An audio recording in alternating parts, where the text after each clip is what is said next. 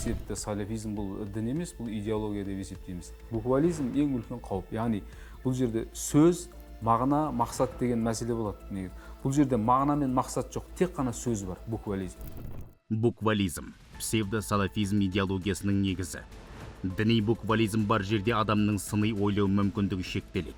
Қоғамда болып жатқан өзгерістер мен шарттарды ескермей, тек шаблонды көзқараспен ғана баға береді. Ағым көсемдер жақтастарына аят хадистердің мән мазмұнын тереңнен талдап түсіндірмейді. Жастардың ақылын бұғаттап, догмалық жағдайға тіреп тастайды. Салдарынан теріс ағымға ерген жастар ойланбайтын күйге түседі.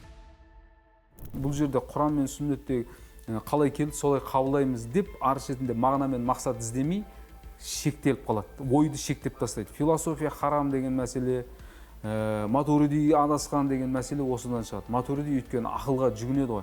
Ақылға жүгінуді бұлар кәдімгідей үзілді келісі қарсы шығады. Екіншіден айтады, білімді кімнен алып жатқаныңа қара дейді. Екінші етап.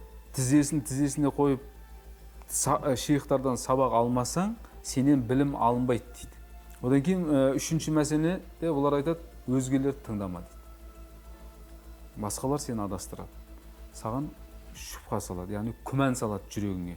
Сондықтан оны тыңдауға болмайды деп өздеріне ғана қаратып алады адамды. Мен ақпын, сен қарасын дегеннен кейін діни алауыздық шығады. Қазақстан Республикасының заңнамасының негізінде 174-те діни алауыздық, ұлтаралық алауыздық деген мәселемен іс қозғалып жатқан. Сондықтан діни алауыздықтың шығып жатқан осыдан.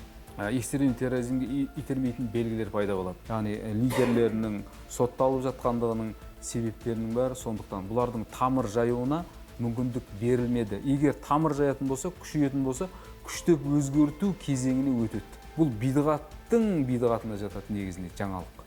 Алла Тағаланың дінінен бөлек бір идеологияны дін қылып қабылдап, біреудің ойын, біреудің пәтуасын дін деп қабылдап қою ең үлкен қауіптердің қатарына жатады.